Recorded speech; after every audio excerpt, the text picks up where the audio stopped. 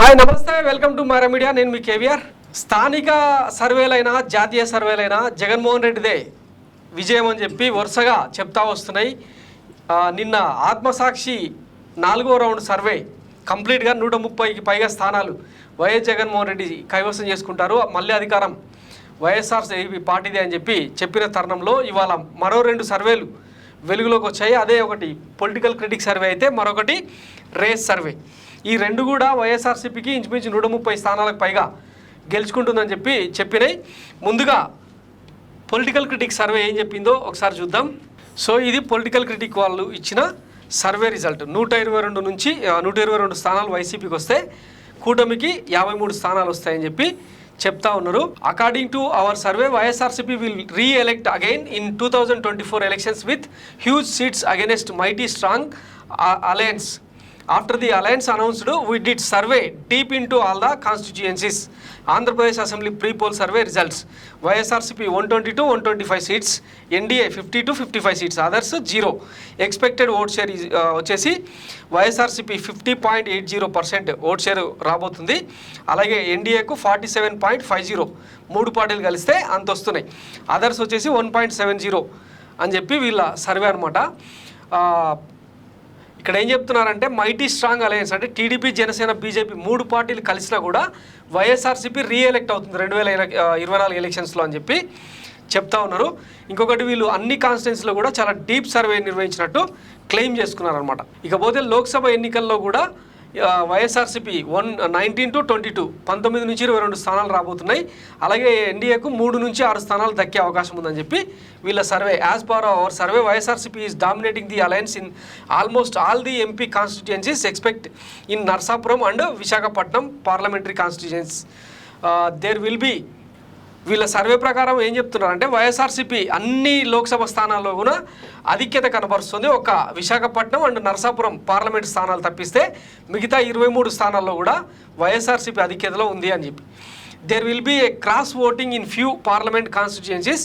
Narasapuram and Visakhapatnam parliamentary seats edge to YSRCP, but YSRCP will win less number assembly constituencies under these 2 parliamentary constituencies.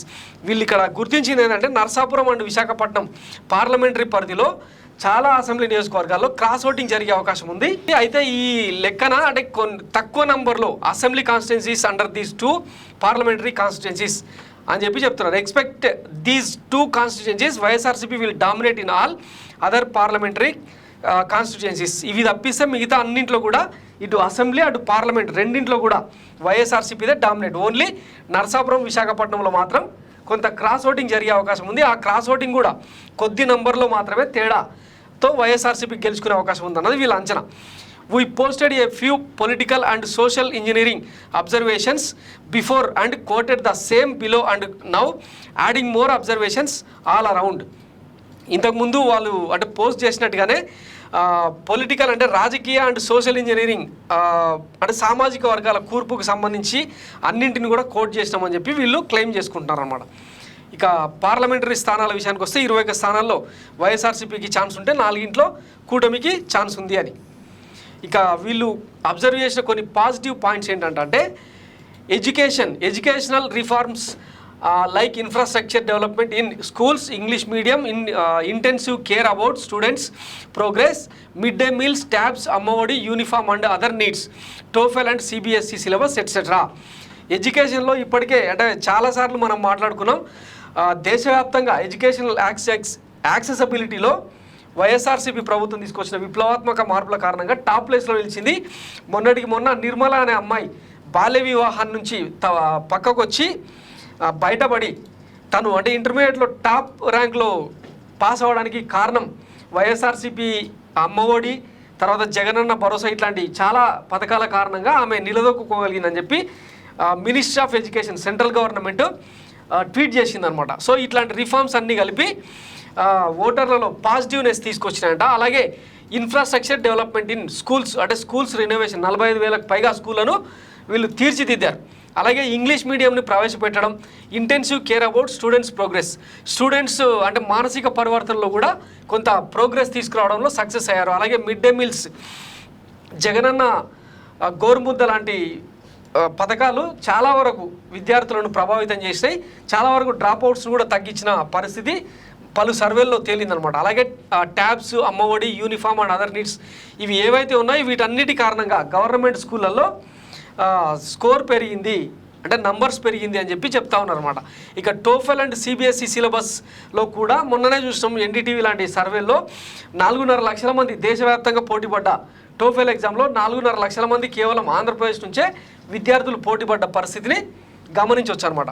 ఇక health care విషయానికి వస్తే infrastructure development in all government hospitals and labs are equipped with modern equipment, primary health centres development, urban health care centres development and village clinics, family doctor concept, Arogya Suraksha programme, new 108, 104 vehicles, 16 medical colleges and Aarogyasri schemes increased up to 25 lakh etcetera.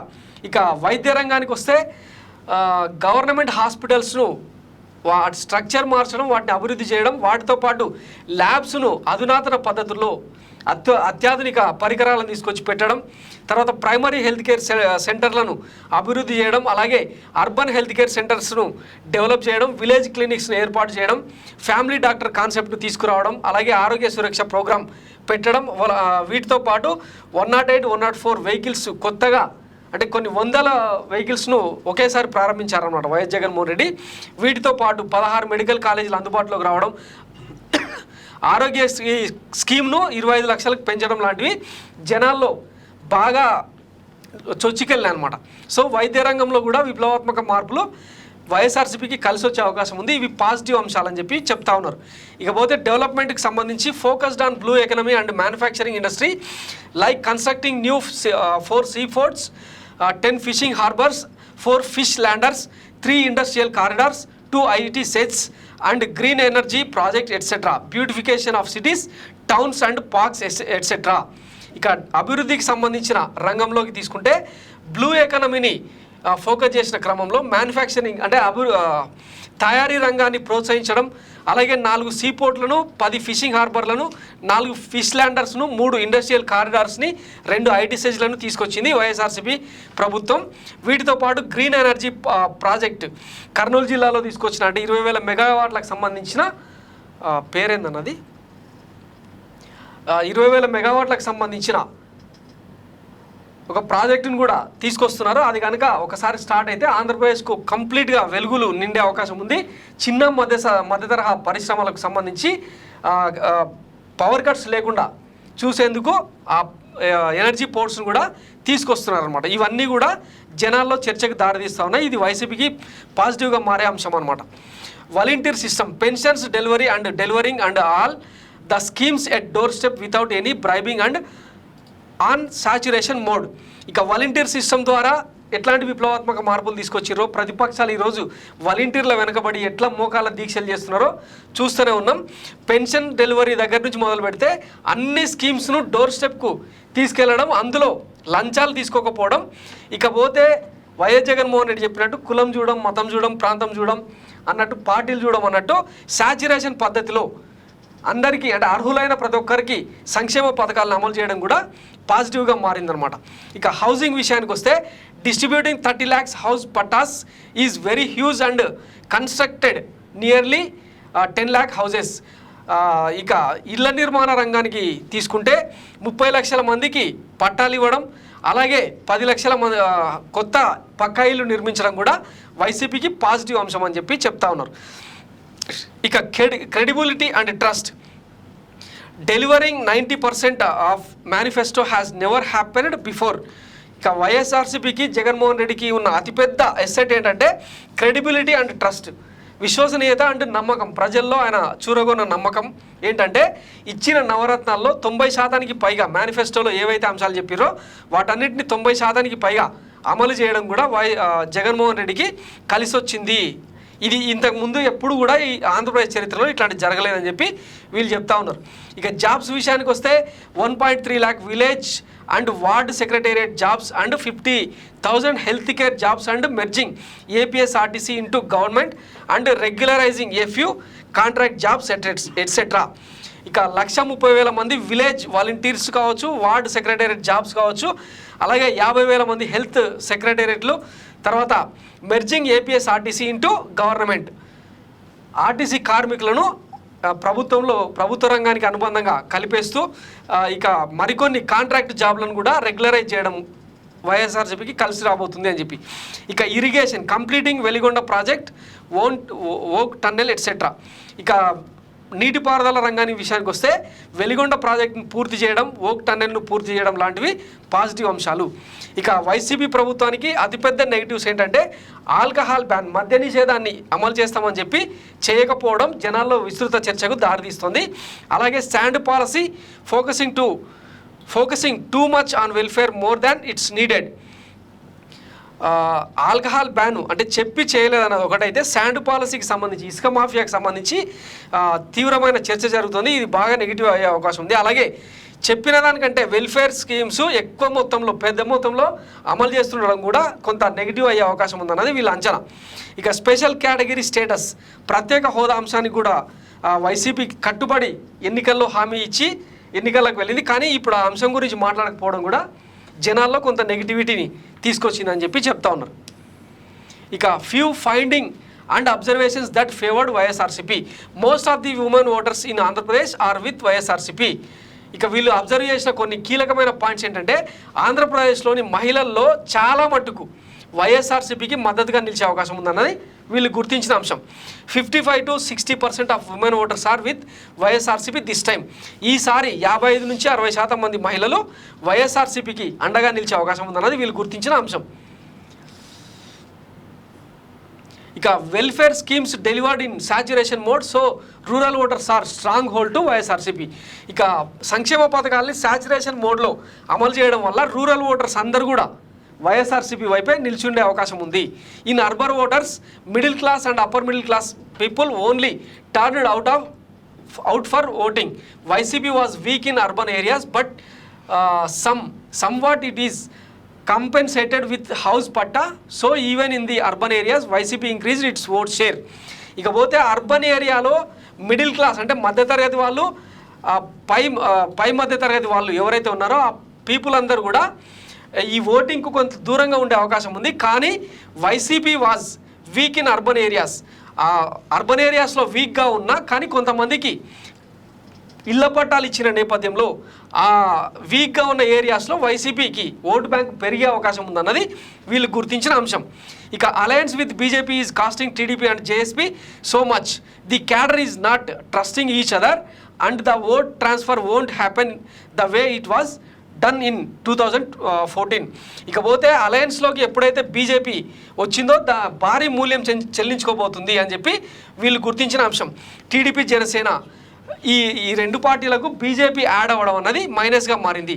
తర్వాత cadre ఎవరైతే ఉన్నారంటే ఈ మూడు పార్టీల cadre, ఒక party cadre ఇంకొక పార్టీతో నమ్మే పరిస్థితి లేదు, తిరిగి జర్నీ చేసే పరిస్థితి లేదన్నది వీళ్ళు గుర్తించిన అంశం. ఇకపోతే 2014లో ఈ మూడు పార్టీల మధ్య పొత్తు నడిచినప్పుడు ఓటు ట్రాన్స్ఫర్ అయితే ఎట్లయితే జరిగిందో ఈసారి అది జరగే అవకాశం లేదన్నది పొలిటికల్ క్రిటిక్ వాళ్ళు అంచనా వేస్తున్న అంచనా. ఇక alliance is losing Muslim and Christian minority votes drastically. TDP expected that in 2014 also it happened, but this time it is different.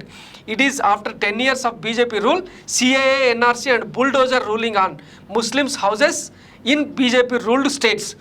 ఇకపోతే అలయన్స్ అంటే ఎప్పుడైతే బీజేపీ ఇందులోకి వచ్చి జాయిన్ అయిందో అప్పటి నుంచి Muslims and Christian minority votes డ్రాస్టికల్గా చాలా ఘోరంగా ఆ వర్గాలను దూరం చేసుకున్నది. TDP expected that in 2014 also it happen.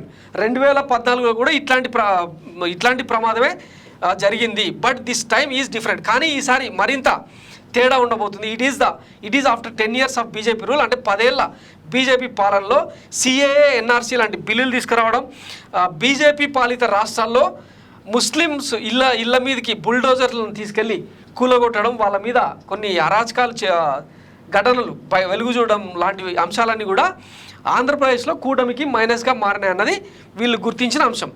ఇకపోతే social engineering in 2019 YCP somehow manage to split Yadav community votes from TDP. This time it will increase. YCP targeted traditional BC voters of TDP like Yadav, Goud, Settibalija, Agnikula, Kshatriya, Gangaputra and Rajaka communities expect in Mummidivaram and Amalapuram constituencies. Settibalija and Goud communities are going to rally with YSRCP. Same thing with Agnikula, Kshatriya and Gangaputras. The fishing harbours and ports attracted these communities. ఇకపోతే social engineering ఎట్లా జరిగింది, ఈసారి సామాజిక వర్గాల కూర్పు ఎట్లా ఉండబోతుందంటే అంటే 2019లో వైఎస్ఆర్సీపీ కొంతవరకు యాదవ ఓటు బ్యాంకును టీడీపీ నుంచి అట్రాక్ట్ చేయగలిగింది. కాకపోతే ఈసారి మాత్రం అది భారీగా పెరిగే అవకాశం ఉంది. It will increase.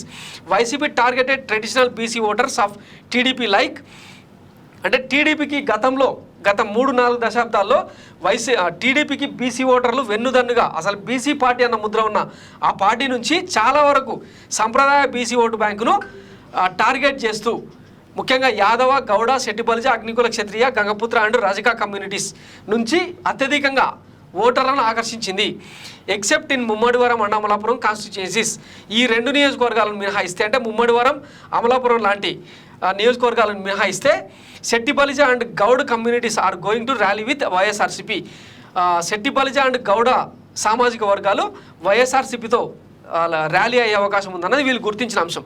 Same thing with Agnikula, Kshatriya and Gangaputras. The fishing harbours and ports attracted these communities. ఇప్పుడు వైఎస్ఆర్సీపీ ప్రభుత్వం ఏదైతే ఫిషింగ్ హార్బర్స్ను అందుబాటులోకి తీసుకురాబోతుందో ముఖ్యంగా అగ్నికుల, క్షత్రియులను అండ్ గంగపుత్రులను అత్యధికంగా వైసీపీ ఆకర్షించబోతుందట. ఇక education and health infra is the biggest plus for YSRCP. ఇంతకుముందే చెప్పుకున్నాం కదా, విద్యా వైద్య రంగంలో వైఎస్ జగన్మోహన్ రెడ్డి తీసుకొచ్చిన విప్లవాత్మక మార్పులు వైసీపీకి కంప్లీట్గా ప్లస్ అవ్వబోతున్నాయి. ఇక roads, sand policy and liquor policy will impact negative and dent YSRCP votes. ఇక పోతే రోడ్ల అభివృద్ధి చేయకపోవడం, శాండ్ పాలసీ, లిక్కర్ పాలసీ కారణంగా కొంత వైఎస్ఆర్సీపీ ఓట్లకు గండిపడే అవకాశం ఉందన్నది వీళ్ళు చెప్తున్న డీటెయిల్డ్ అంచనా అన్నమాట. సో మొత్తం మీద ఈ అంశాల ఆధారంగా వీళ్ళు ఇచ్చిన సర్వే రిపోర్ట్ ఏంటంటే 122 స్థానాల్లో వైఎస్ఆర్సీపీ గెలవబోతుంది, 53 స్థానాల్లో కూటమి గెలవబోతుంది. ఇక పార్లమెంట్ నియోజకవర్గాల విషయానికి వస్తే 21 స్థానాల్లో వైఎస్ఆర్సీపీకి అవకాశం ఉండగా 4 మాత్రం కూటమికి ఛాన్స్ ఉందన్నది వీళ్ళు గుర్తించిన అంశం. సో ఇది పొలిటికల్ క్రిటిక్కి సంబంధించిన డీటెయిల్డ్ రిపోర్ట్. సేమ్ అలాగే టైమ్స్ నౌ సర్వే కూడా నిన్న ఒక రిపోర్ట్ ఇచ్చిందనమాట. Times Now ETG survey Andhra Pradesh total seats 25 అంటే ఓన్లీ పార్లమెంట్ ఎన్నికలకు సంబంధించి వీళ్ళు ఇచ్చారనమాట. Here are the seats shares projection. YSRCP 19 to 20, TDP 3 to 4, బీజేపీకి 1 స్థానం వచ్చే అవకాశం ఉందన్నది వీళ్ళు ఇచ్చిన అంచనా. దీంతోపాటు జన్మత్ పోల్స్ కూడా ఈరోజే రిలీజ్ అయింది. ఆంధ్రప్రదేశ్ లోక్సభ ఎలక్షన్స్ 2024-25 సీట్స్కు గ్రౌండ్ రిపోర్ట్ ఏం చెప్తుందంటే వైఎస్ఆర్సీపీకి 15 నుంచి 17 స్థానాలు వచ్చే అవకాశం ఉండగా టీడీపీ అలయన్స్కు 6 నుంచి 8 స్థానాలు దక్కే అవకాశం ఉందని.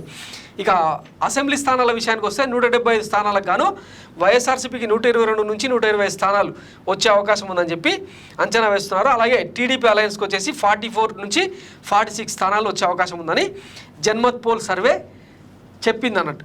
దీంతోపాటు ఇవాళనే వచ్చిన శ్రీ ఆత్మసాక్షి కూడా వైఎస్ఆర్సీపీకి అత్యధికంగా ఓట్లు పోలే అవకాశం ఉందని చెప్పి చెప్పిందనమాట. దీనికి సంబంధించి ఆల్రెడీ ఇంతకుముందే మనం ఒక డీటెయిల్డ్ స్టోరీ కూడా చేసినాం, అది మీకు అందుబాటులో ఉంది. ఈ ఆత్మసాక్షి సర్వే ప్రకారం వైఎస్ఆర్సీపీకి వీళ్ళు కూడా సేమ్ అంటే ఇంచుమించు పొలిటికల్ క్రిటిక్ లాగానే ఉమెన్ ఓటింగ్ 52% వైఎస్ఆర్సీపీకి అనుకూలంగా ఉండగా టీడీపీకి 45% మంది మహిళలు అండగా నిలవబోతున్నారు. మేల్ ఓటింగ్ వచ్చేసి 48% వైఎస్ఆర్సీపీకి అండగా ఉండగా 49% మంది టీడీపీ అలయన్స్ను కోరుకుంటున్నారంట. ఇక రూరల్ ఓటింగ్ 53% వైఎస్ఆర్సీపీకి, 44% టీడీపీ అలయన్స్కు. సేమ్ అంటే మ్యాచ్ అవుతుందన్నమాట ఇక్కడ పొలిటికల్ క్రిటిక్కు ఆత్మసాక్షి సర్వేకు. మొత్తం 9% పైగా వైఎస్ఆర్సీపీకి ఆధిక్యం రాబోతుందన్నమాట. ఇక అర్బన్ ఓటింగ్లో 2.25% ఓటు తేడాతో అలయన్స్కు ఛాన్స్ ఉంది. Poor and very poor voting వచ్చేసి 51% వైఎస్ఆర్సీపీకి అండగా ఉంటే 46% మాత్రం టీడీపీకి. అంటే పేద మరి అత్యంత పేద వెనుకబడ్డ వర్గాలు 4% ఎక్కువగా వైఎస్ఆర్సీపీకి అండగా నిలవబోతున్నారు. ఈ లెక్కన వైఎస్ఆర్సీపీ ఓట్ షేర్ వచ్చేసి 48.75%. అంటే గతంతో పోలిస్తే 1% ఓటు షేర్ తగ్గే అవకాశం ఉంది. టీడీపీ అలయన్స్కు 46.50 % ఓట్ షేర్ వచ్చే అవకాశం ఉంది. ఈ లెక్కన వైఎస్ఆర్సీపీకి 97 నుంచి 118 స్థానాలు వచ్చే అవకాశం ఉంది. టీడీపీ అలయన్స్కు 54 నుంచి 62 స్థానాలు వచ్చే అవకాశం ఉందని ఆత్మసాక్షి వల్ల సర్వే అంచనా. అలాగే పార్లమెంట్ స్థానాలకు సంబంధించి కూడా వీళ్ళు క్లియర్గా ఇచ్చిరనమాట. మొత్తం 25 స్థానాలకు గాను 16 స్థానాలు వైఎస్ఆర్సీపీకి రాబోతుంటే కూటమికి 6 స్థానాలు వచ్చే అవకాశం ఉంది. 3 మాత్రం కీన్ కంటెస్ట్ ఉంది. ఆ కీన్ కంటెస్ట్లో కూడా 2 వైఎస్ఆర్సీపీకి వచ్చే అవకాశం ఉంటే ఎడ్జ్ ఉంది. ఒక దాంట్లో కూటమికి ఆధిక్యత ఉంది. ఈ లెక్కన 16 నుంచి 18 స్థానాలు వైఎస్ఆర్సీపీకి, 6 నుంచి 7 స్థానాలు టీడీపీ కూటమికి ఛాన్స్ ఉందన్నది వీళ్ళు ఇచ్చిన సర్వే రిపోర్ట్. వీటితో పాటు ఇక గతంలో మనం చాలా సర్వేలు చేసినాం. సర్వేలు అంటే ఇచ్చిన సర్వేల మీద అనాలిసిస్ చేసినాం. రేణుకా పోతినేని సర్వే కావచ్చు, తర్వాత భారత్ పొలిటికల్ సర్వే కావచ్చు, పొలిటికల్ స్ట్రాటజీ గ్రూప్ సర్వే కావచ్చు, ఏదైనా కానీ 10 సర్వేల్లో 9 దాకా వైఎస్ఆర్సీపీదే గెలుపు అని చెప్పి చెప్తా ఉన్నాయి. సో ఇది ఆంధ్రప్రదేశ్లో ప్రస్తుతం ఉన్న సినారియో. మరొక సర్వేతో మరొక స్టోరీతో మళ్ళా కలుద్దాం. Thanks for watching Myra Media. నేను మీ కేవీఆర్. Thank you.